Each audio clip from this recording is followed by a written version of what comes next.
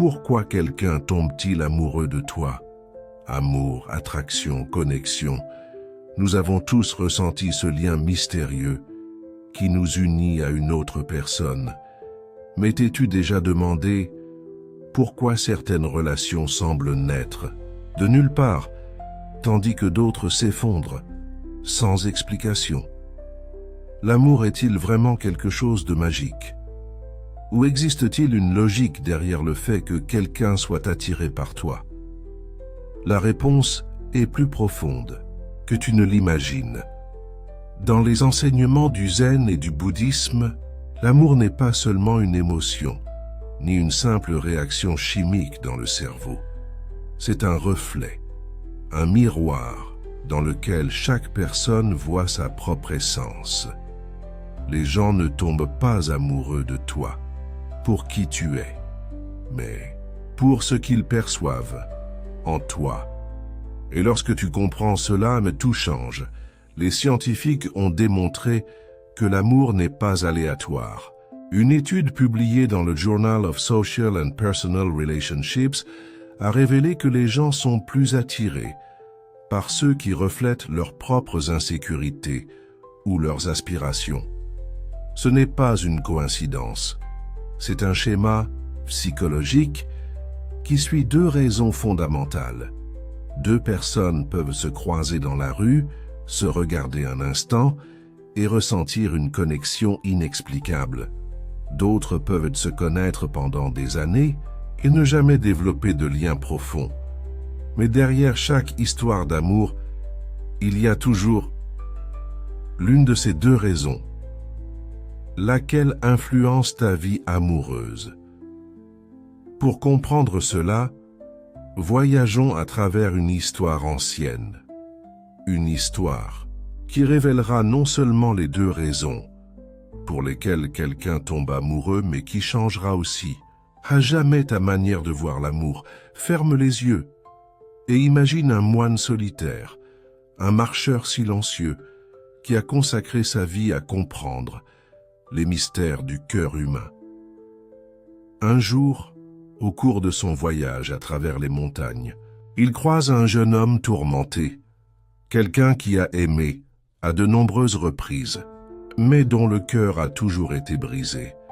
Le jeune homme, le visage marqué par la tristesse, lui demande « Maître, pourquoi les gens tombent-ils amoureux de certaines personnes et pas d'autres? Et pourquoi, lorsqu'ils trouvent enfin l'amour, le perdent-ils souvent ?» Le marcheur sourit et lui répond d'une simple phrase « Parce que l'amour ne concerne pas l'autre, il te concerne. » Toi, le jeune homme fronce les sourcils, sans tout à fait comprendre. Mais avant qu'il ne puisse poser une autre question, le moine sort un petit bol d'eau et lui dit « Regarde à l'intérieur et dis-moi ce que tu vois. » Le jeune homme se penche et voit son propre reflet à la surface. « Je me vois moi-même », le moine acquiesce. « C'est cela l'amour. Quand quelqu'un t'aime, il ne te voit pas toi, mais lui-même, reflété en toi. » Le jeune homme reste silencieux. Que signifie cela? Comment l'amour peut-il être un reflet de soi-même? Accompagne-nous dans ce voyage de sagesse et découvre les deux seules raisons pour lesquelles quelqu'un tombe amoureux de toi. La réponse pourrait changer ta perspective à jamais. Maintenant, approfondissons. La première raison. Le jeune homme observait son reflet dans l'eau, son esprit rempli de questions. Comment l'amour pouvait-il être un miroir? Que signifiait vraiment cette idée? Le marcheur silencieux remarqua sa confusion et, avec un doux sourire, il agita le bol avec ses mains. Les ondulations troublèrent l'image du jeune homme. « Et maintenant, que vois-tu » demanda le maître. Le jeune homme fronça les sourcils et se pencha vers l'eau. « Rien de clair. Mon reflet est flou. » Le marcheur silencieux acquiesça. C'est ainsi que beaucoup de gens aiment. Ils ne voient pas clairement. Ils projettent simplement ce qu'ils désirent ou ce qui leur manque chez l'autre. Et quand l'image ne correspond plus à leurs attentes, l'amour disparaît. Le jeune homme soupira en réfléchissant à ces paroles. Il voulait comprendre davantage. « Maître, qu'est-ce qui fait que quelqu'un tombe amoureux d'une autre personne ?» Le sage le regarda calmement avant de répondre. « Il n'y a que 2 raisons pour lesquelles quelqu'un tombe amoureux. La première, c'est le manque. » Le jeune homme leva les yeux. « Le manque, oui, il y a des personnes qui ne cherchent pas l'amour, mais quelque chose qui comble un vide. En elles. Quand quelqu'un manque de confiance, il cherchera une personne qui lui apporte de la sécurité. Quand quelqu'un se sent seul, il s'accrochera à celui qui lui fait sentir une présence. Quand quelqu'un ne s'aime pas lui-même, il tombera amoureux de celui qui lui donne l'illusion d'être aimé. Le marcheur silencieux fit une pause et montra le bol. Ce bol paraît plein maintenant. Mais si je le renverse, il sera à nouveau vide. C'est ce qui se passe avec ce type d'amour. Ce n'est pas de l'amour pour l'autre, mais pour le besoin qu'il comble. Et quand ce besoin disparaît, l'amour s'en va aussi. Le 6. Jeune homme se rappela sa dernière relation. Au début, elle avait été intense, passionnée. Sa partenaire lui disait qu'elle n'avait jamais rencontré quelqu'un comme lui, qu'il la faisait se sentir en sécurité, complète. Mais avec le temps, les mots devinrent plus froids. Et un jour, sans avertissement, elle partit simplement. Et il ne comprit jamais pourquoi. Le maître poursuivit. Des études l'ont prouvé. En 1950, le psychologue Harry Harlow a réalisé une expérience avec des bébés singes pour étudier l'attachement. Il plaça les petits devant 2 figures, une mère en fil de fer avec de la nourriture et une autre en tissu, sans nourriture. Étonnamment, les bébés préféraient s'accrocher à la mère en tissu, cherchant chaleur et sécurité, plutôt que la nourriture. Le jeune homme fronça les sourcils. « Je ne comprends pas. Quel est le rapport avec l'amour ?» Le maître sourit. « Cela signifie que, dans de nombreux cas, ce que nous appelons amour n'est en réalité qu'une recherche de sécurité émotionnelle. Les gens s'attachent à ceux qui leur offrent du réconfort, non pas parce qu'ils les aiment vraiment, mais parce qu'ils ont peur du vide. » Le jeune homme frissonna. « Alors, un amour basé sur le manque n'est jamais réel ? Ce n'est pas qu'il n'est pas réel, mais il n'est pas stable. C'est un amour qui dépend d'un besoin. » Le maître regarda l'horizon, comme s'il parlait, autant pour le jeune homme que pour lui-même. En 1992, une étude de l'université de Harvard a analysé plus de 400 relations sur 20 ans. Ils ont découvert que les couples réunis par le besoin de soutien émotionnel ou de stabilité avaient 5 fois plus de chances de se séparer que ceux qui s'étaient choisis dans un état de plénitude. Le jeune homme baissa la tête. Alors, beaucoup de relations sont condamnées dès le départ. Pas condamnées, mais construites sur des bases instables. Le marcheur silencieux prit une poignée de sable et laissa les grains s'échapper entre ses doigts. Imagine que quelqu'un tombe amoureux de toi parce que tu lui apportes de la confiance. Que se passe-t-il si un jour cette personne trouve la sécurité en elle-même? Son amour pour toi s'affaiblit, car elle n'a plus besoin de toi pour combler son vide. Le jeune homme se souvint de toutes les fois où ces relations avaient pris fin, sans raison apparente. Soudain, tout avait un sens. « Mais, maître, » murmura-t-il avec urgence, « n'est-il pas naturel de chercher chez l'autre ce qui nous manque ? Le sage le regarda avec tendresse. C'est naturel. Mais ce n'est pas de l'amour. Quand tu cherches chez quelqu'un ce qui te manque, tu ne vois pas la personne, tu ne vois que la pièce qui s'adapte à ton puzzle. Et quand cette pièce ne s'emboîte plus, le puzzle s'effondre. Le jeune homme resta silencieux, sentant son cœur battre plus fort. Alors, si cet amour n'est pas le véritable amour, quel est l'autre type d'amour? Le marcheur silencieux ferma les yeux un instant avant de répondre. L'amour qui ne naît pas du manque, mais de la reconnaissance. Le jeune homme fronça les sourcils. La reconnaissance, le maître sourit doucement. Quand quelqu'un ne t'aime pas pour ce qui lui manque, mais parce qu'il te reconnaît dans sa propre essence. Le jeune homme ressentit un mélange d'anxiété et d'émotion. Comment est-ce possible? Le sage se leva lentement, laissant la brise agiter sa tunique. C'est quelque chose que tu ne peux comprendre que lorsque tu le vis réellement. Le jeune homme acquiesça, sentant qu'il était sur le point de découvrir une vérité qui pourrait changer sa vie à jamais. Et ainsi, le marcheur silencieux lui révéla la deuxième raison pour laquelle quelqu'un tombe amoureux. Le jeune homme marchait aux côtés du maître, en silence, son esprit tentant encore de digérer tout ce qu'il avait entendu.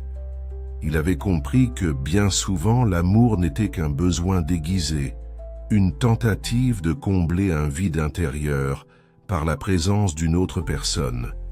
Mais si ce n'était pas là le véritable amour, alors qu'est-ce que c'était? Le marcheur silencieux l'observa et de sa voix posée lui dit « Il y a ceux qui n'aiment pas par besoin, mais parce qu'ils trouvent chez l'autre un reflet de leur propre essence. C'est cela, le deuxième type d'amour. » Le jeune homme fronça les sourcils, essayant de comprendre. En quoi cela est-il différent du premier? Le maître désigna un arbre proche, dont les racines s'étendaient profondément dans la terre. Cet arbre n'a pas besoin du soleil pour exister, et pourtant, il grandit vers lui. Il ne cherche pas désespérément sa lumière, mais la reçoit naturellement. Ainsi en est-il de l'amour lorsqu'il naît de la reconnaissance plutôt que du manque. Le jeune homme s'approcha de l'arbre et glissa sa main sur l'écorce rugueuse. Mais si quelqu'un n'a pas besoin d'amour, pourquoi le chercherait-il? Le maître sourit. Il ne le cherche pas, il le trouve. Le jeune homme le regarda confus, et le sage poursuivit. Lorsqu'une personne se connaît vraiment, son amour ne naît pas du besoin d'être complétée, mais de la joie de partager ce qu'elle est déjà elle. N'aime pas pour combler un vide, mais parce qu'elle reconnaît chez l'autre quelque chose qui existe déjà en elle. Le marcheur silencieux marqua une pause avant d'ajouter « En 1997, le psychologue Arthur Aron a mené une expérience dans laquelle deux inconnus répondaient à une série de questions, conçues pour créer une connexion profonde. À la fin, beaucoup d'entre eux ont ressenti une attirance inattendue, et certains sont même tombés amoureux. Pourquoi? Parce que ces questions ne visaient pas à combler des vides émotionnels, mais à révéler ce qui existait déjà en chacun. Le jeune homme réfléchit à cela. Donc, quand quelqu'un tombe amoureux, parce qu'il reconnaît quelque chose en l'autre, cet amour est plus fort. Le maître acquiesça. Exactement. Ce n'est pas un amour basé sur le manque, mais sur l'identification. C'est un amour qui perdure, parce qu'il ne dépend pas d'un besoin momentané, mais d'une connexion plus profonde. Le jeune homme pinça les lèvres. Mais comment savoir si son amour est de ce type? Le marcheur silencieux le regarda avec patience. Pose-toi cette question. Si l'autre personne ne te donnait rien, ni attention, ni validation, ni compagnie, éprouverais-tu encore les mêmes sentiments pour elle? Le jeune homme ressentit une douleur dans la poitrine. Il pensa à ses relations passées, à la manière dont il n'avait ressenti de l'amour, que lorsque l'autre lui apportait quelque chose. Il comprit qu'en réalité, il n'avait pas aimé la personne, mais ce qu'elle représentait. Pour lui, le maître poursuivit. L'amour fondé sur la reconnaissance ne cherche pas la possession. Il n'essaie pas de retenir ni de contrôler. C'est comme une rivière qui coule sans rien attendre. En retour, le jeune homme expira profondément. Donc, quand quelqu'un tombe amoureux par reconnaissance, cet amour ne s'éteint pas. Le sage acquiesça. C'est pour cela qu'il existe des relations qui durent toute une vie.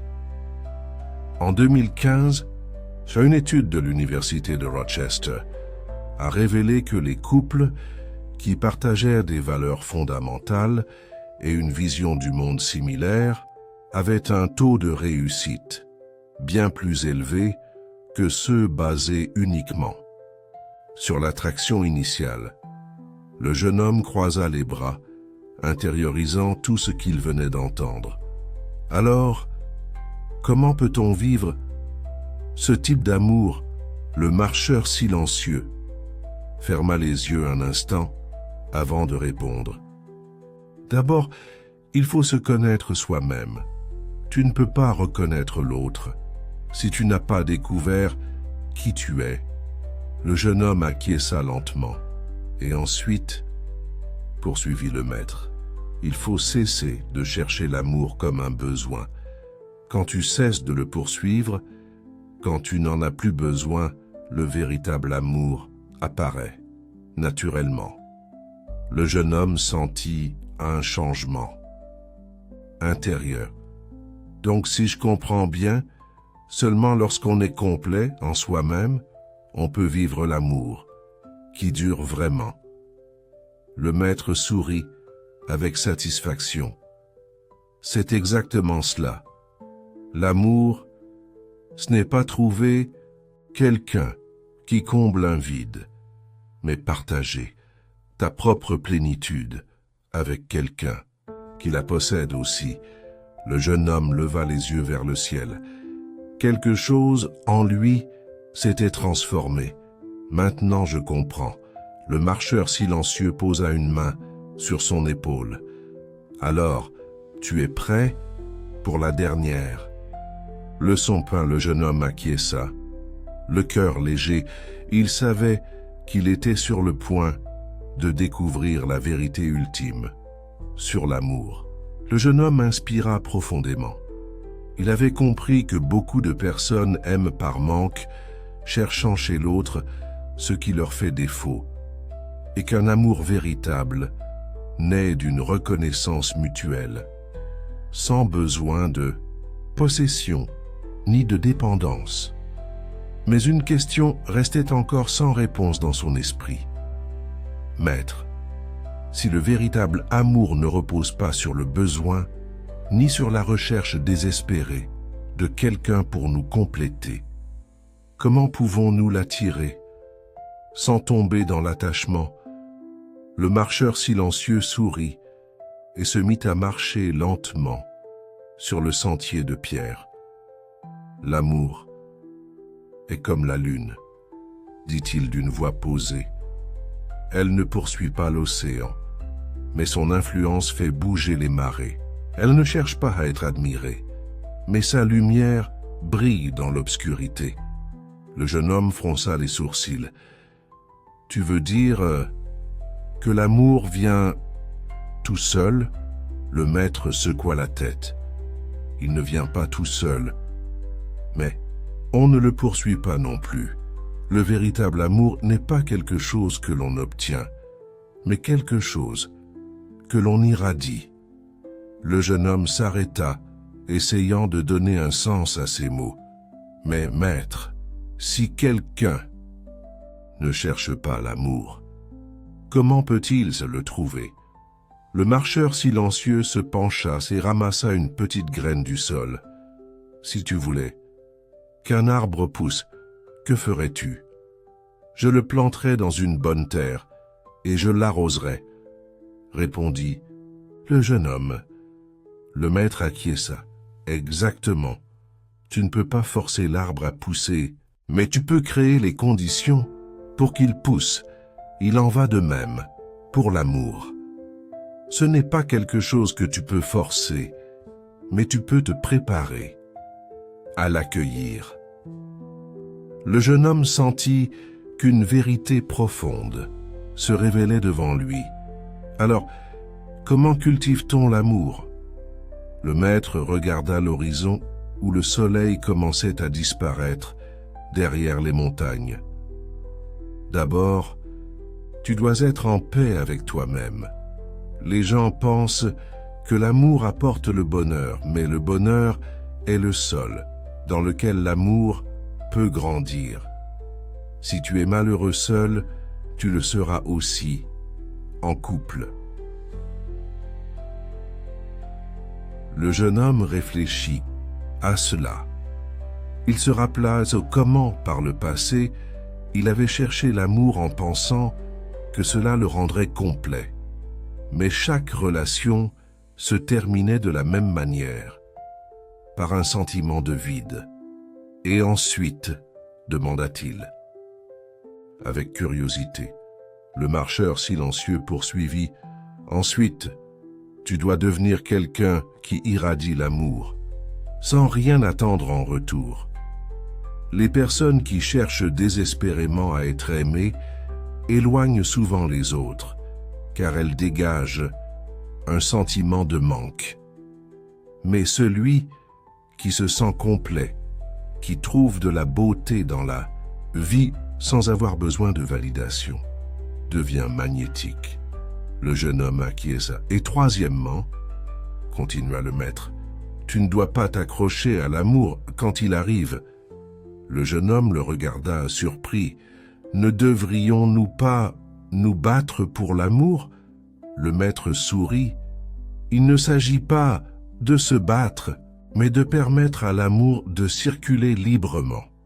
Beaucoup essaient de capturer l'amour, de contrôler l'autre, par peur de le perdre. Mais l'amour que l'on emprisonne est le premier à s'évanouir. » Le jeune homme se rappela une fois où il avait tenté de retenir quelqu'un de toutes ses forces pour la voir s'éloigner encore plus. Alors, le secret de l'amour, c'est d'être en paix, de l'irradier et de le laisser circuler. Le maître acquiesça. « Oui, et quand tu fais cela, le véritable amour te trouve sans que tu aies besoin que de le chercher. » Le jeune homme sourit, sentant un profond soulagement. « Maintenant, je comprends. » Le marcheur silencieux posa une main sur son épaule. « Alors, tu n'as plus besoin de chercher. » Le jeune homme leva les yeux vers le ciel, où la lune commençait à briller.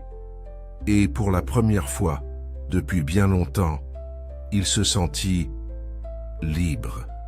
Le jeune homme resta à contempler la lune, en silence. Tout ce qu'il avait appris résonnait en lui, comme l'écho d'une vérité qui avait toujours été là, mais qu'il n'avait jamais été capable de comprendre jusqu'à maintenant, pendant toute sa vie qu'il avait cherché l'amour. Au mauvais endroit, il avait confondu le besoin avec la connexion, l'attachement, avec le don de soi, l'absence, avec le désir, maintenant. Il comprenait enfin que l'amour n'était pas quelque chose que l'on obtenait de l'autre, mais quelque chose que l'on découvrait en soi-même. Le marcheur silencieux l'observa avec un léger sourire. « Souviens-toi de ceci, dit-il d'une voix sereine. L'amour construit sur le manque est fragile. Il se brise avec le temps. L'amour qui naît de la reconnaissance est fort, mais il ne peut exister que lorsque tu t'es déjà trouvé toi-même. » Le jeune homme acquiesça lentement. Alors, la clé, ce n'est pas de chercher l'amour. Le maître termina la phrase à sa place, mais de devenir quelqu'un capable de l'expérimenter, sans peur, sans besoin et sans condition. Le vent souffla doucement, faisant frémir les feuilles des arbres. À cet instant, le jeune homme sentit que quelque chose en lui que se libérait. « Maintenant, je vois clair, » murmura-t-il.